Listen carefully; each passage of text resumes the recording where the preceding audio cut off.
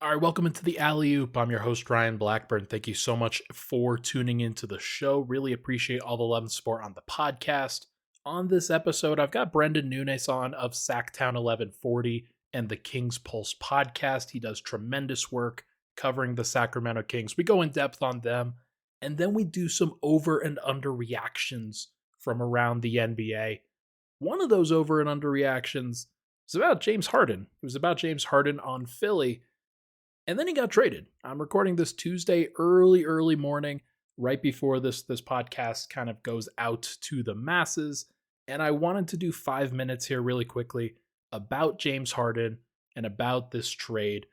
Just going to pull up some details on the trade here, and we'll do about 4 to 5 minutes of this before transitioning into the rest of the show. But wanted to talk about this. So deal gets done in the middle of the night, basically. Adrian Wojnarowski first to report that the Clippers are trading for James Harden.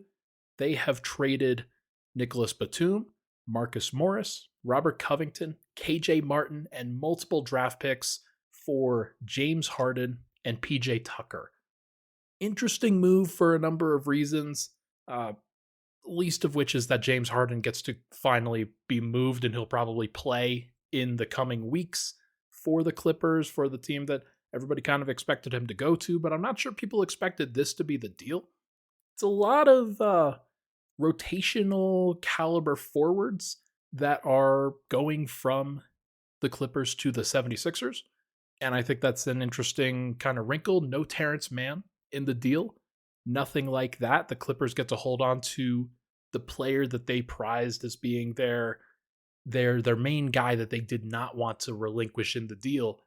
And for the Clippers, you get James Harden to kind of help you out through the regular season. We'll see what it looks like in the playoffs with him, Paul George, Kawhi Leonard. But on paper, you look at this team, you look at what they can put together, and it is tremendous. It is a tremendous amount of talent. It's a tremendous amount of ball handling capability, creation responsibility, playmaking. And there's no reason why this team shouldn't win 45 plus games, 50 plus games in the regular season. Like, even in the stacked Western Conference, they should be really, really good. The problem is that we just don't know what the fit's going to look like, and it's going to take some time for these guys to adjust to play with each other. Although the last time James Harden, actually both times, James Harden facilitated a trade to another team during the middle of the season, he showed up in that new place and played really, really well, and the team fit pretty well around him. So I'm not expecting that much of a wind up, that much of a transition period for this kind of move. I think that Harden's going to fit in reasonably well. And the team, they know how to run pick and roll. They know how to ISO. They know how to get out of each other's way. They've been doing it for years. So I wouldn't be surprised if they just kind of stagger a whole bunch of lineups, look pretty good running pick and rolls and ISOs with each other. And that should be pretty straightforward, I think. So we will see what it looks like on their side of things, giving up a bunch of depth, especially at the forward spots, in order to acquire Harden and hold on to Terrence Mann. They do get back PJ Tucker. He'll come off the bench for them. He'll be a backup kind of forward center for them, somebody who's a small ball option, somebody kind of like the Nicholas Batum that they just gave up. It's worse. It's definitely worse, but if you believe in the talent at the top, then you should believe in the Clippers. So I don't believe in the talent at the top, but I can understand why some people would. On the other side, Tyrese Maxey's been tremendous for the Philadelphia 76ers, and Joel Embiid is obviously tremendous himself. Now you surround those guys with a bunch of role players, and you surround them with size, not necessarily as much athleticism, but like capable veteran wing/forward play. You trade PJ Tucker, who wasn't the perfect fit with your group. You keep Tobias Harris, and you add a bunch of different pieces, including Nicholas Batum, Marcus Morris, Robert Covington, KJ Martin. And I'm curious to see how that's going to work, how they're going to be able to fit that rotation. I do like the idea of as many big wings as possible that they can basically put around Maxey and Embiid and try to make the defensive side of the floor a little bit easier for everybody involved in that manner. Batum will be a great fit. Covington will be a good fit. Marcus Morris, will see what he provides. He and Embiid have gone back and forth in the past before. KJ Martin should technically be a good fit, but I'm curious to see how this rotation is going to evolve. There's going to be plenty of time to talk about it over the coming weeks, months. But I doubt the Clippers are done. I doubt the Sixers are done. I think both of these teams are still going to try to make moves on the fringes in order to become the best versions of themselves possible. The Sixers in particular are going to be a team that is going to try to turn around these assets that they got. They got multiple first round picks. They're getting a pick swap in there. They're getting a couple second round picks. And they are going to try to turn that into another star. That would be my guess. Whether they can actually do that, whether that player is available to them, I don't know. Like, we talk about Zach LaVine, DeMar DeRozan, Pascal Siakam, players like that. Whether they could actually get that or not remains to be seen. But I do think that that's going to be the route that they try to go. I'll make sure to talk about that on Friday's episode with Brian Toporek, who covers the Philadelphia 76ers for us here at the Alley-Oop. We'll make sure to get Robert Flom's perspective as well on the Clippers. I wonder if I'll get him on for an impromptu episode to see how the Clippers kind of figure things out from here. But for now, let's go into the normally scheduled programming on the Alley-Oop. We're talking to Brenden Nunes. Make sure to go follow him on all his social medias and make sure to follow his work at Sactown 1140 and the King's Pulse podcast. Without further ado, here is the Alley-Oop. Giannis trailing the lob. Run, 2-on-1. Green the finish. Wow, the alley-oop. LeBron turned the corner. Inside! He made Yusuf Nurkic's screensaver. Here comes Murray. Alley-oop to Gordon. Oh, what a play! All right, folks, joined now on the Alley-Oop by Brenden Nunes, who's of Sactown 1140 and the King's Pulse podcast. Brenden, thank you so much for hopping on with me, man. Let's talk about the Kings. This should be a lot of fun. Thanks for having me, Ryan. Excited. Glad the season's here. It has been a good start to the year, and we've got a couple things lined up now, but I did want to focus on the Kings because been in the tabloids a little bit with a couple of impressive performances, couple of awesome games. Obviously, you have the opener, a strong opening win against the Utah Jazz. I gotta tell you, man, the Malik Monk dunk on opening night, absolutely ridiculous. I was flummoxed, I was floored, but that's just what Malik Monk does. Steph and the Warriors, they get you guys in the second game in the home opener, but it was a fun game and a really good performance on both sides, I'd say. And then an elite response win to the LA Lakers. And now the Kings are 2-1, even when you have Domantas Sabonis go out to foul trouble in this third game. De'Aaron Fox, we'll see about this ankle injury and what that's going to look like over the course of these next couple. But over the course of these first three games, has anything that's happened surprised you so far? Nothing has been all too surprising. There was a lot of reaction around Kevin Huerter's first two games, and that also carried over from his preseason and postseason, and a lot of people seem to be concerned. They started Chris Duarte one game in preseason, and everybody's like, oh my God, are they going to start Chris Duarte? There's such an emphasis on defense.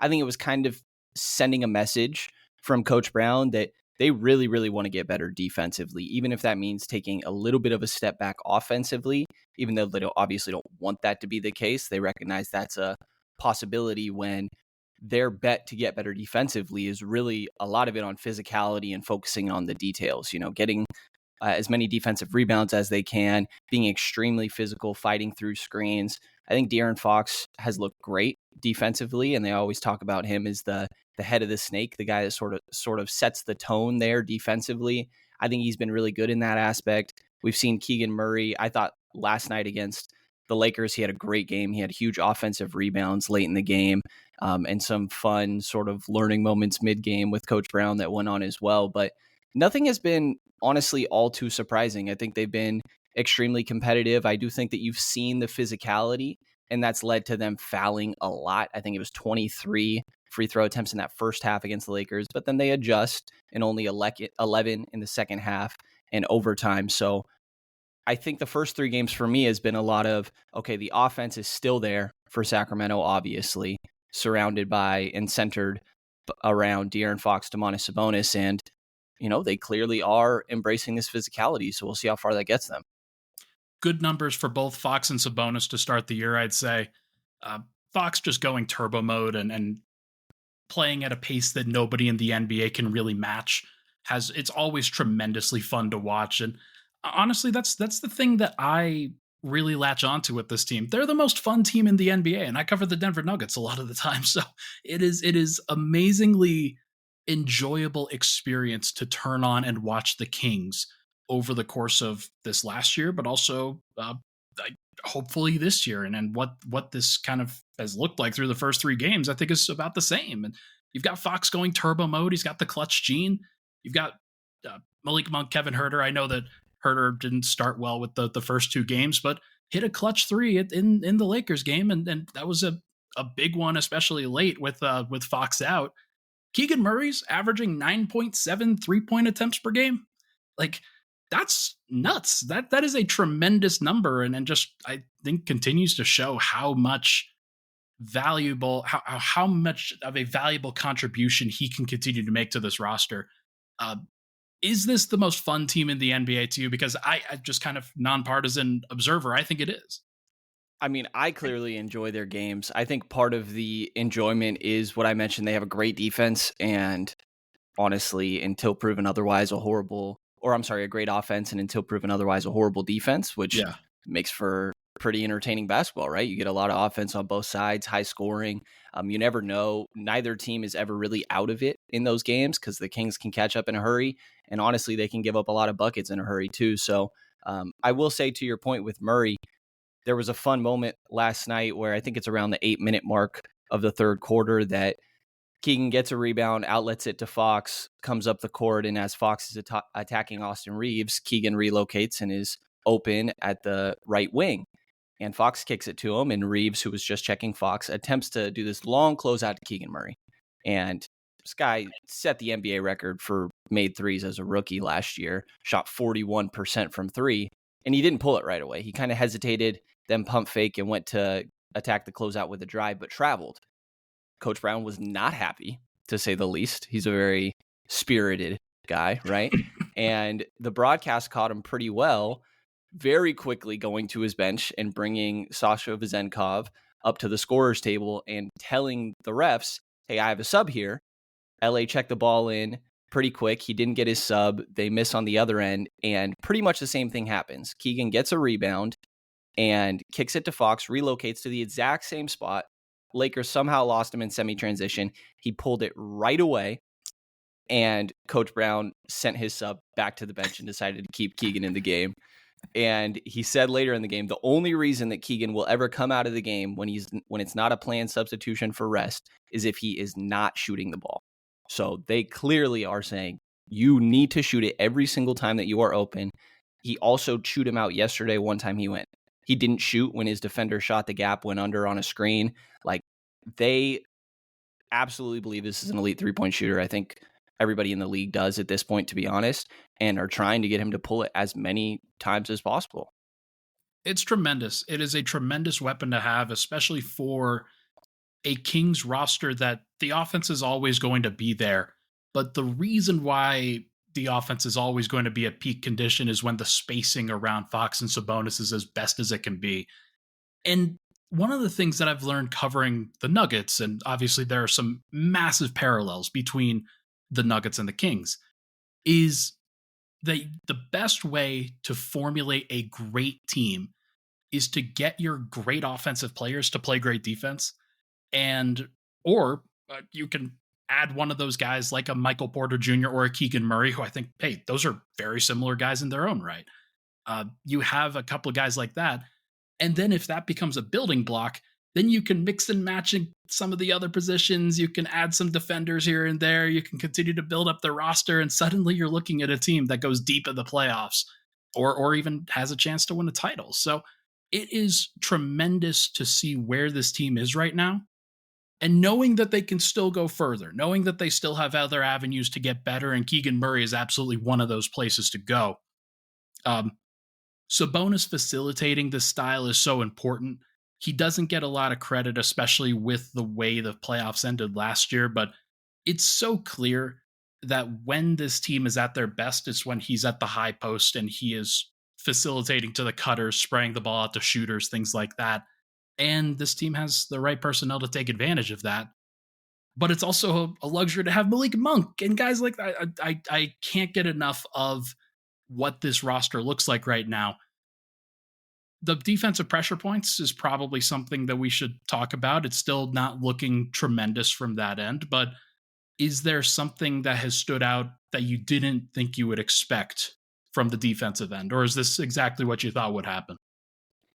Yeah, I think it's been fairly typical. I think, again, it just goes back to physicality. I can't tell you how many times they're saying that word over and over, and specifically doing that without fouling, right? Just leading with your chest, pulling your hands back. A lot of, from Coach Brown's perspective, their recent foul troubles have been just reaching at the end, or, you have one hand up and then the other one goes down, and little things like that. So I think there's going to be an adjustment to that for sure. Again, they adjusted mid-game in that Lakers matchup on Sunday night, and I thought that was really encouraging. And Fox being the head of the snake, I think, sets the tone for everybody else. Chris Duarte is somebody that I think makes a notable difference for this squad defensively. Like last night, Harrison Barnes is the one initially assigned to LeBron James. Last year, it's like after that, where do you go? When HB needs to sit, I guess you just have to fully line up his minutes with LeBron. And even then, Harrison does a decent job, but obviously it's a team effort. And I don't think Harrison is the defender he necessarily used to be. He's just probably about a neutral right now in my mind.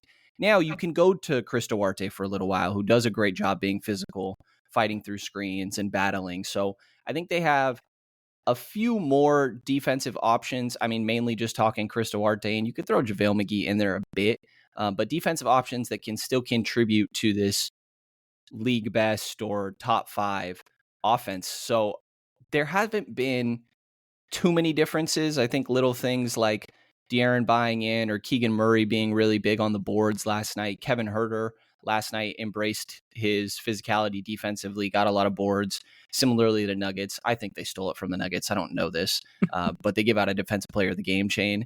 Hey. And I think Jordy Fernandez might have brought this over from Denver.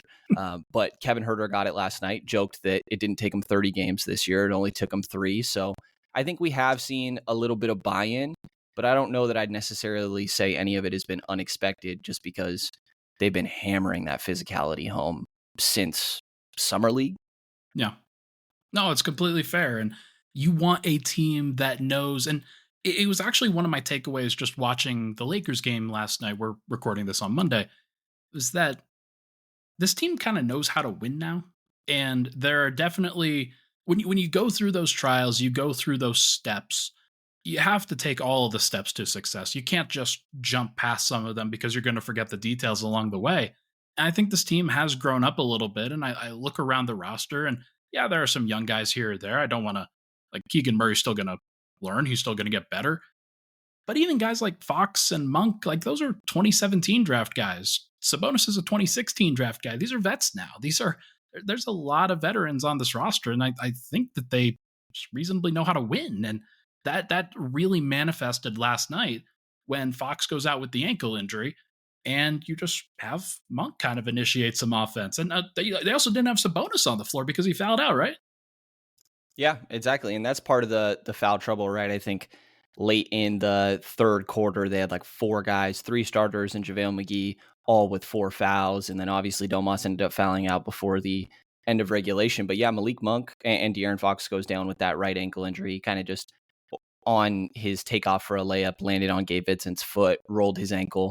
We'll see what ends up happening there. I'd imagine it'll be a week or 2 somewhere in there. It doesn't sound like it's too bad based on the reporting this morning. But yeah, you just see, really, they went really small for a little while. They went with Harrison Barnes at the 5, actually, Keegan Murray, Malik Monk, Kevin Huerter, and I'm forgetting for a moment the last guy that they had out there, but an extremely small lineup for a second.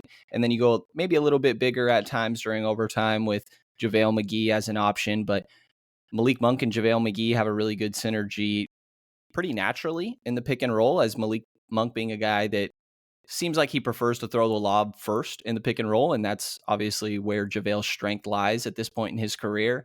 So we saw that click, and there's just a belief in this group, and I think that stems a lot from Coach Brown, but really just the team-wide chemistry and belief in what they have in that locker room that goes even deeper. We've seen some encouraging depth, like Sasha Vezenkov. We didn't know if he was actually going to be in the rotation to start the year, but Trey Lyles dealing with a sort of tricky calf strain that they're just playing it safe with has given him opportunity. Like Colby Jones, rookie, looked great in preseason. He hasn't gotten any opportunity. Maybe with De'Aaron Fox out, we'll see that be the case.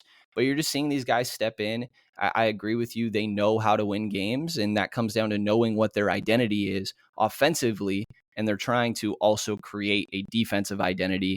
I think we've seen that so far. They're battling, but still a lot of things to clean up for sure. So put on your crystal ball for me here really quickly. We're talking again in 3 weeks about the Kings. That'll be when our Pacific Division check-in episode will be.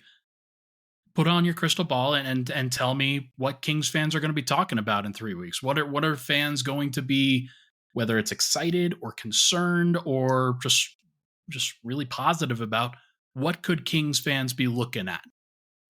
Yeah, I mean, I think this is going to be a really good regular season team. I've very much bought into, and you've heard a lot of national people saying this recently, that like the Kings have so much of a desire to win as many regular season games as possible. And I don't know that every team in the West is like that, right? Like the Lakers or maybe the Warriors can have their moments where like, we're going to save it for the playoffs. And I don't think that's necessarily the case for the Kings. They're trying to set the tone now and hope that carries over into the playoffs rather than starting a little bit later as a team that is still trying to grow and really plant themselves, cement themselves as one of the better teams in the West. So I think they're going to win a lot of regular season games. And I think that will be the case when we're talking in 3 weeks. I think that this is going to be a top 4 to 6 team in the West during that stretch, with even if De'Aaron Fox goes down, they play in Golden State on Wednesday, but then they have 2 straight games against Houston. They have Oklahoma City in there and one other game that's slipping my mind that is a relatively easier opponent. And I know that OKC is better this year, but I still think Sacramento is significantly better than them. So I think they'll be able to survive the De'Aaron Fox injury, whatever that absence looks like. I think a lot of the conversation is going to be around like, okay, well, how can we get Colby Jones some minutes, or how can we get Sasha Vezenkov some minutes, for people that are like really invested into the deeper aspects of the Kings, obviously, because I think the starting lineup is set. I think there's going to be lingering conversations throughout the year, though, of like, can this team really win a chip with this level of defense? And that is still going to be the conversation for a little while here, is has the physicality actually made a significant difference defensively? Yeah, this is where we get into the niche stuff. And I think that there's some ability there for Malik Monk to slide over to the backup point guard purely, and then to have somebody like a Chris Duarte or Sasha Vezenkov or even a Colby Jones just hey, slide in on the wing, play some wing defense, and then like have some reasonable rotation minutes there. But it cuts out a guy like Davion Mitchell, who like nickname is literally off night. So I don't know when like what that's going to look like if you had to pinpoint one thing, because that's a tough one. Like you'd want to get a guy like Vezenkov or Colby Jones in there, but those guys are wings, and like Malik Monk's gonna play. Yeah, I think if De'Aaron is out, that like you would just go to Davion in the starting lineup. I think they really like Malik's energy off the bench, and a lot of times last year, say Harrison Barnes would go out, they'd slide Terrence Davis or Kessler Edwards into that spot rather than a Trey Lyles, just to keep their similar rotation that the bench is used to, have those guys sort of stay in their rhythm. So I'd imagine they'll keep Malik coming off the bench. I do think that specifically when De'Aaron's out, and last night was a good example, Sunday night was a good example, is he can play that point guard role as you're talking about. And maybe Colby Jones slides into there and sort of shares the responsibilities a little bit. As you know, a lot of the offense ends up just running through the big anyways when Sabonis is out there. So it's not a traditional point guard responsibilities that we're talking about here. But yeah, I mean, I think that Davion's minutes haven't been the greatest since, not bad minutes, but just his minutes total. He's not getting an extensive run and opportunity on a night-to-night basis until that three-point shot continues to prove itself. And then he can really play alongside De'Aaron Fox or alongside a Malik Monk if you want Malik initiating the offense, because those catch and shoot shots got to go down for Davion. He does have the great nickname off night for a good reason, but he needs to have a couple on nights offensively. Now let's chat about the NBA. Now let's chat about general NBA stuff. The first week of the NBA is now in the wraps. Hey, Nikola Jokic wins Player of the Week, and Tyrese Maxey wins Player of the Week for the Eastern Conference. That's an interesting one. And part of the prediction, or part of one of the overreactions that I have that I'm going to lay out to you here. I got 7 overreactions. Maybe they're underreactions. Maybe they're overreactions. Maybe they're just right. I want you to tell me which one is which. And we can kind of go through the list and talk about what makes sense from the NBA perspective versus what we're actually just overreacting to in the moment. So when you're ready, we'll hit them with the overreactions here. Let's do it. All right. Number one overreaction. The Denver Nuggets are in a tier by themselves at the top of the NBA. Top of the NBA might be a little tough for me. I think I'm going to go with overreaction for now. I think that Boston is pretty impressive. I think that Milwaukee is working through the kinks, obviously, with Dame and Giannis, and I think that's going to be a little bit of a process. So, actually, I'll say for right now, I think it's fair. I guess I was projecting more by the end of the year, but I think right now it's fair. I think that the Nuggets have just been absolutely taking care of business in these games. The Memphis one obviously being the closest. They really took care of business against the Lakers. I thought that was an extremely encouraging game just to see like Denver is still the same. They're getting some contributions from Peyton Watson and some of these other guys in to make up for the few absences that they have from last year's championship squad, but they look dominant, very easily in a tier on their own in the West, and I'll say for now in the entire NBA as well.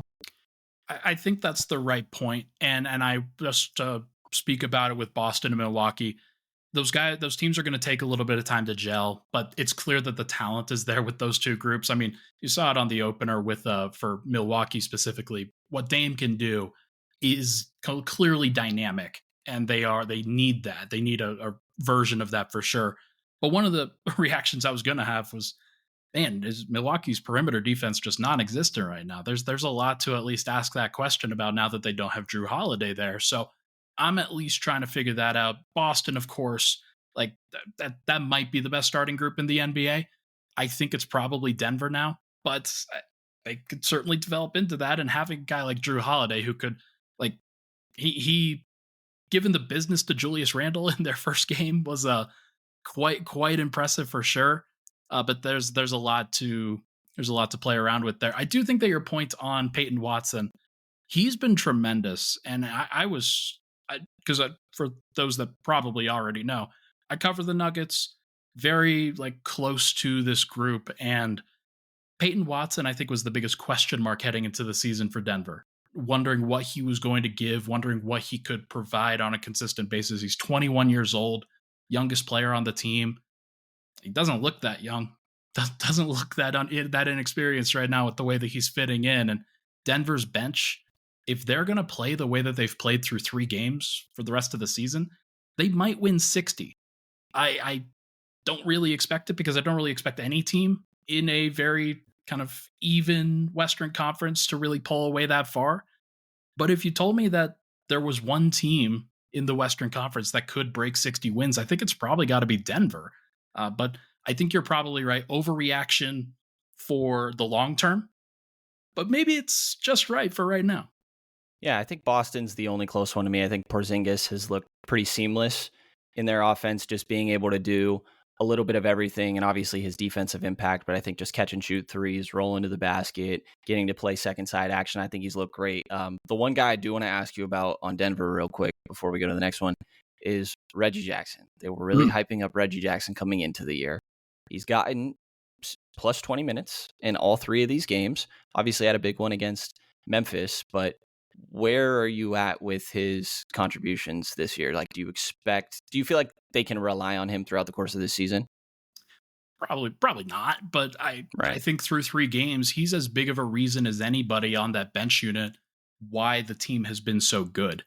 He fits in better than I expected to the starting group, where he kind of knows when to put his foot on the gas, when to get out of the way, when to just give the ball to Jokic. And like, that's half the battle, obviously, with Denver's offense, is just figuring out how to get the ball to Jokic where he wants it.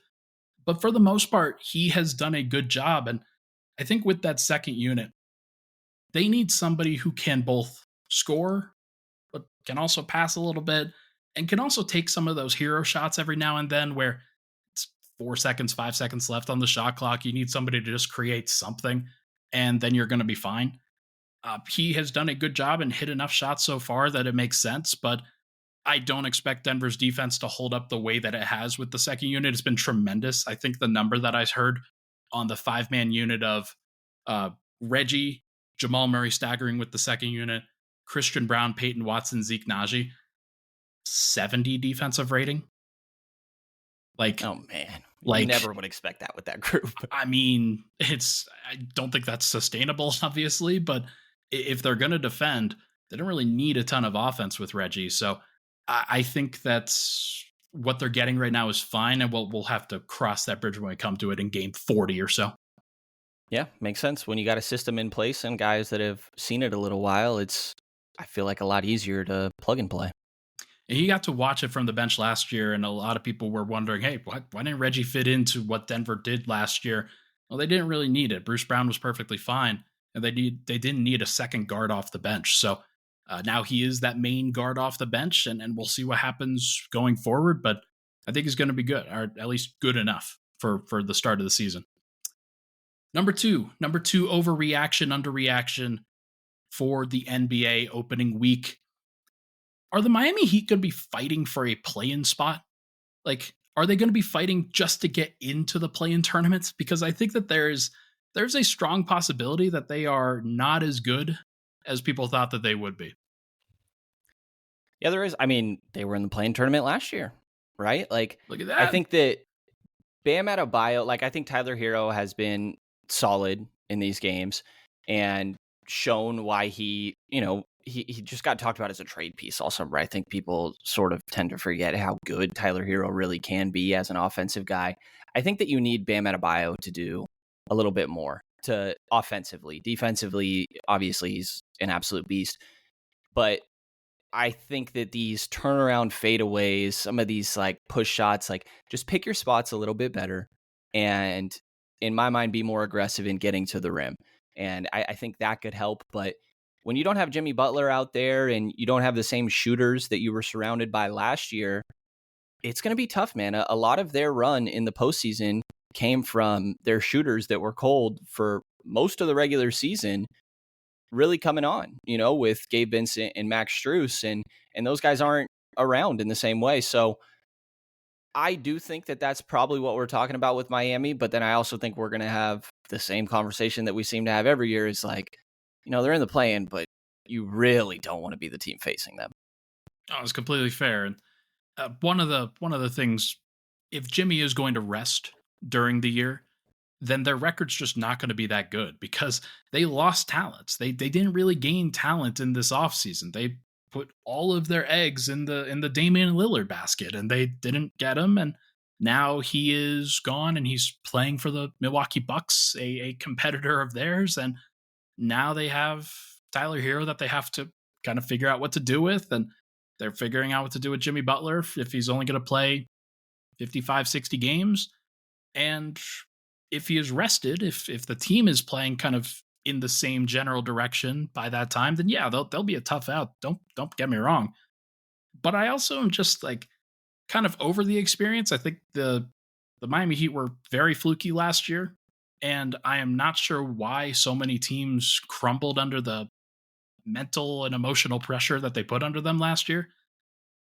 Maybe it was just the fact that Jimmy Butler went to Drew Holiday and then got really hot, and everybody else kind of settled in and gained some confidence. But I just don't think that happens this year. It's hard to bet on it at this point. So I don't know. I think that there's some other great Eastern, or not great, but at least good Eastern Conference teams that are really popping up.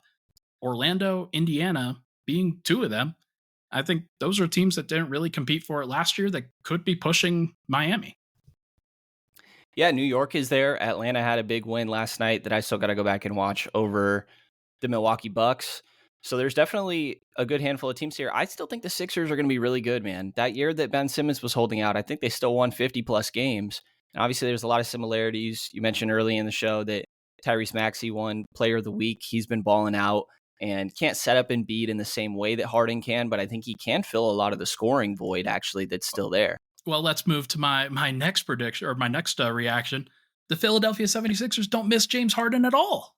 At all. Like it's like they lose on their opening game against the Milwaukee Bucks when Dame has 39. But outside of that, Philly's been great. Philly and Tyrese Maxey specifically has been great. Tremendous. Keep going on Tyrese. Yeah, he's crazy, man. The way that he's able to accelerate and decelerate at any point, shoot coming off of screens when guys go under or if guys are trailing him and on his back, the rear view contest doesn't bother him. He's got the floater. He's got the finishing at the rim. His playmaking is where I think the one thing of why I would probably label that as an overreaction. Like Joel Embiid loves that elbow pull up. And I don't think that Maxey quite gets it to him in the right spot. He's just not the same at manipulating defenses, right? I think the scoring is all there. I think Maxey could totally make an all-star team this year.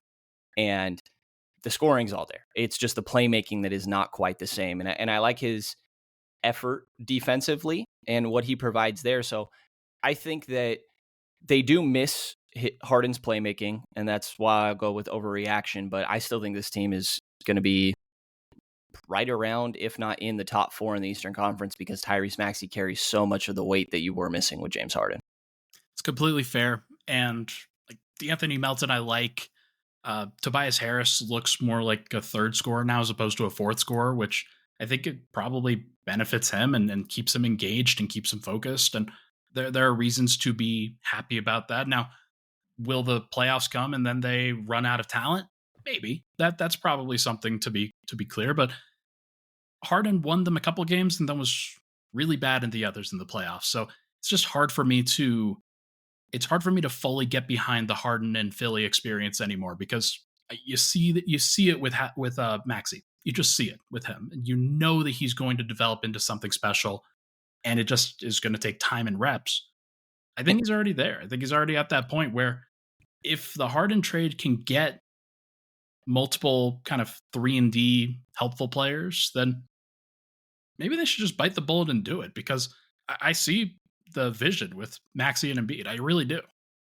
Yeah, so do I. And an unexpected aspect from these first couple games is I've kind of not hated the Kelly Oubre minutes, and I wasn't exactly very optimistic about them. Like, how about the pace when Maxey and Oubre are on the floor together? Like, Philly never had that pace. Yeah, it's nice. And I think Nick Nurse has obviously been a big part of that, where that's something that he's been preaching over the course of this training camp and preseason and into the regular season. You want to play faster, especially in the minutes when Embiid isn't on the floor.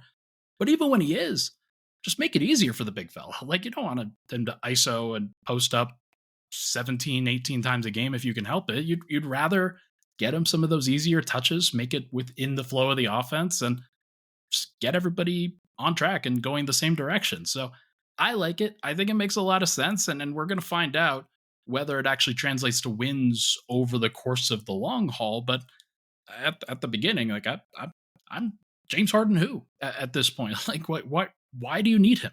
Why do you need him if you're going to play this way? Yeah, I don't think they're quite at the top of the East with Boston, Milwaukee, but I do think they are still right there even without James Harden. Yeah. Let's go to Luka Doncic. Number 4, Luka Doncic is going to have his best season yet. Oh, man. I'm going to go with, he's averaging 41 right now. It's so ridiculous. Maybe for that reason it's an overreaction.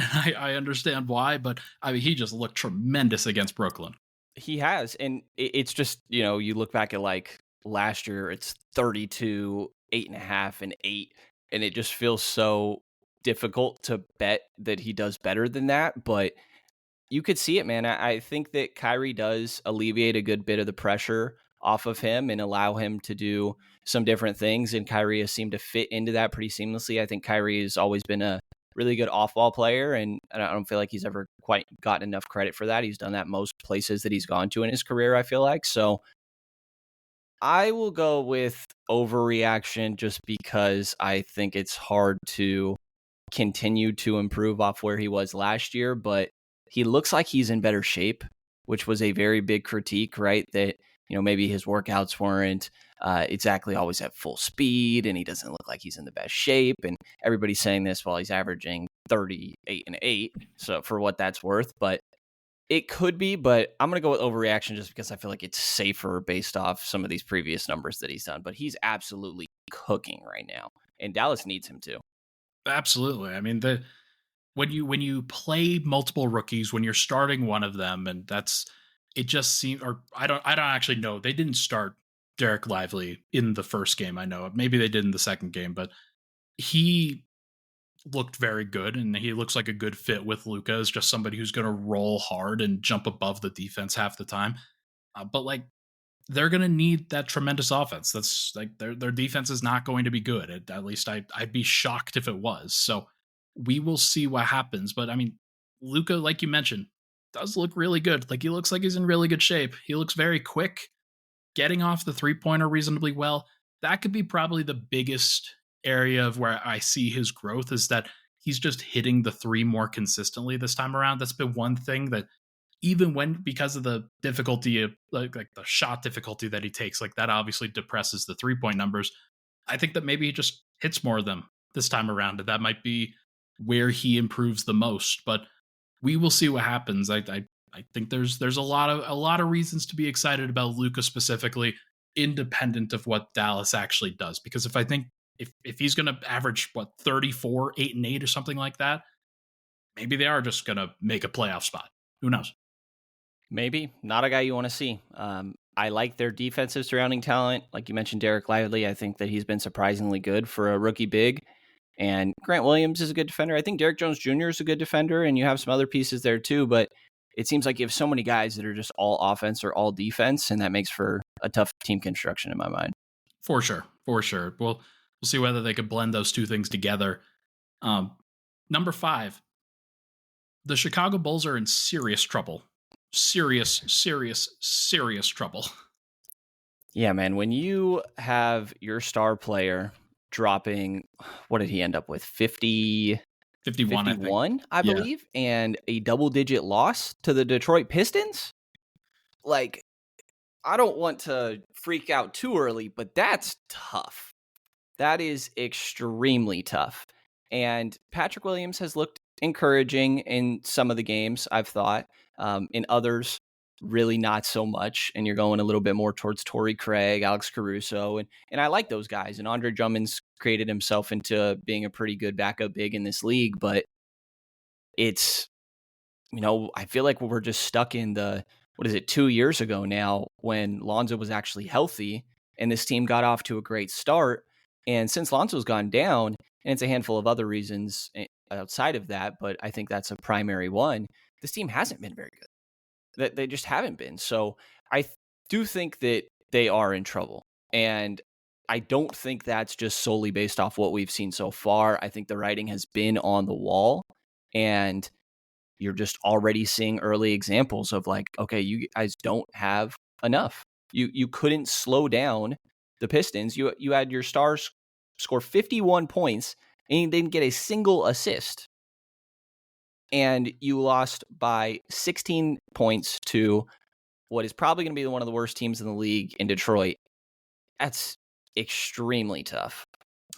Not a great look for the Chicago Bulls. And I think spinning your tires is probably the apt description for this team, where it does feel like they're trying to replicate what Lonzo was doing with multiple guys and trying to foster that vision where DeMar DeRozan was a fringe MVP candidate and Zach LaVine's doing the dynamic wing thing that you obviously expect of him at this point in his career. But Nikola Vucevic getting kind of dominated by Jalen Duren. Lots of guys just not really fitting in that tremendously. Patrick Williams, for as impressive as he was against the Nuggets in preseason, not so tremendous so far this year.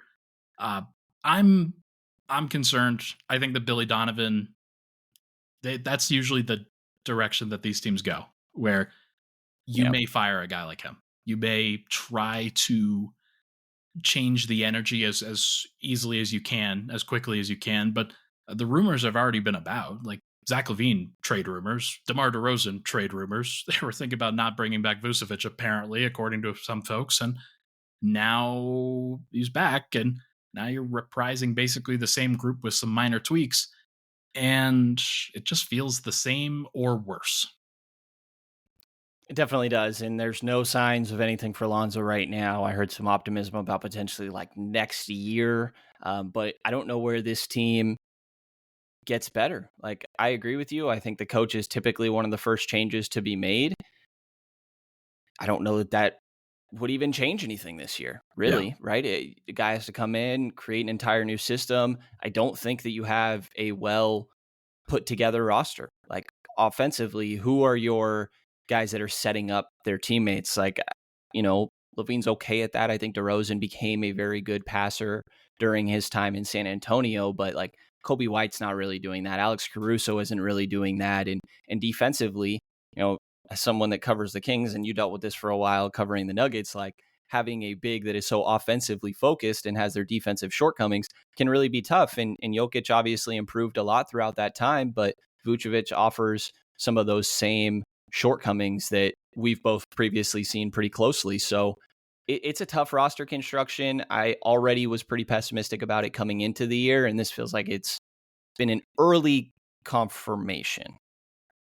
Yeah, we'll see whether they even last till Christmas. Like that's the kind of line that we're talking about here. Whether they could actually get through that point without a major change being made. But I don't know, when you lose to Detroit by double digits in the manner that they did, where Detroit's just clowning them at the end of the game, that was surprising. That was a very, very shocking result, and also that they let it happen that way after the players only meeting.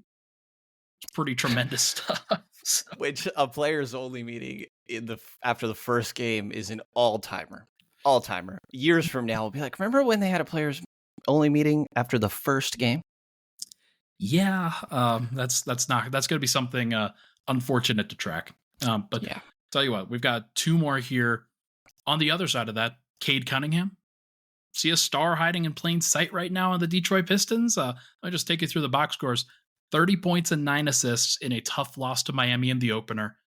12 points, 6 assists, 5 turnovers in a win over Charlotte. That was bad. 25 points and 10 assists in a blowout win over Chicago. Like, 2 out of 3 is pretty good. And I think Cade might be on the way to something here. I'm a Cade believer. I have been a Cade believer. And there was a lot of injuries that he's dealt with throughout the course of his career, or really just a couple that have made him miss a lot of games. And the roster construction is not very kind to his play style. He's almost like Luka Doncic ish of a play style when it comes to creating for his teammates. And he even seems to be a little bit more or a lot more pass first than what Luka is. And you don't have any shooters around him. So I think the fact that he's been able to do this and built a good chemistry with Jalen Duren and some of these backup bigs out there, like they have an encouraging defense, and Cade is a big part of that. But I think for him to be successfully managing to do all this while being guarded by the best defender on the other team and not having this spacing around him is an encouraging sign. I've thought that Cade is going to be a perennial all-star in this league, and similar to the last takeaway, I think that this is early signs of that in this season. A really good showing. I think he manipulates and controls the game so well. He plays at his own speed, and it's just going to be about getting spacing around him, right? It's stereotypical. Everybody needs 3-and-D players. The Pistons really need 3-and-D players. And I think as they eventually get more of those, Cade's stardom will continue to grow. So I think that's a fair reaction. It's going to be a lot of fun to watch. He's always been one of my favorite guys to watch, even though he really struggled in his rookie season. Sort of figured it out towards the end of that, and then obviously lost basically all of last year to the injury that he suffered. So a little bit behind in the development curve, but this might be like happening a little bit faster than maybe we thought. So I'm excited to track that throughout the year. Last thing here, you got an up close and personal look at this in the Kings home opener. Is Chris Paul a better fit with the Warriors than maybe people realized? Yes. I'm actually even going to say this is an underreaction. I think Chris Paul is an amazing fit with the Warriors. In that game against the Sacramento Kings, their Kings' second game, it was their home opener. The game really got out of hand with Steph Curry on the bench. And I know that Curry cooked them. It was probably I mean, I think easily better than what he did with his 51 in game 7. I think he had like 41 on some absurdly low amount of shot attempts. And it wasn't even because of free throws. He was just making everything and so many triples that were ridiculously difficult and, doing his dancing after he hit him with the night and all that. Steph's great. They got killed in the non-Steph minutes last year. And Chris Paul helps that so much. And I think it's going to get even better when he's on the floor with Draymond Green. You put those two extremely smart players next to each other, let them run a pick and roll, and Chris Paul can snake it. He can feed Draymond, who can make 4-on-3 from there. And I think that he does so much for shoring up one of their biggest weaknesses, which was just surviving when Curry was not on the floor. And Jordan Poole's a phenomenal offensive player. I think he's going to flirt with being one of the highest scoring leaders in the league this year. I don't think his team's going to win many games. He can score, but he can't set up his teammates in the way that we've seen Chris Paul do. And as sort of expected, it's really benefited Moses Moody and Jonathan Kuminga. So I'll even go underreaction. I think Chris Paul is doing so much for the non-Steph Curry minutes that were horrible last year for Golden State. I love that. I think they're going to be a root canal to play, because you get done with Steph Curry and his minutes, and maybe he plays 36 minutes in an important game. But then in the other 12, you've got to deal with Chris Paul snaking screens and setting up guys perfectly and creating easy alley-oops and open corner threes and then hitting these fall-away mid-range jumpers that you're talking about. Man, that's going to be tough. That's going to be a tough one. But like you mentioned, Moses Moody, Jonathan Kuminga, even Dario Saric, just makes a lot of sense with a group like that. And they are going to be a root canal to play for sure, as Michael Malone likes to say. So should be fascinating to track. But I do have to get out of here to make sure to get to this Nuggets game tonight. But it has been tremendous talking to you, Brenden. Where can everybody find your work? Yeah, thanks for having me on, Ryan. It's at Brenden Nunes MDA on Twitter, and writings on SactownSports.com. So appreciate you having me on. Glad to talk NBA, and so thankful that the season is here. So very thankful myself. He is Brenden Nunes. Thank you so much for joining the show, everybody. Make sure to hit the like and subscribe button down below, and we will talk to you guys very soon.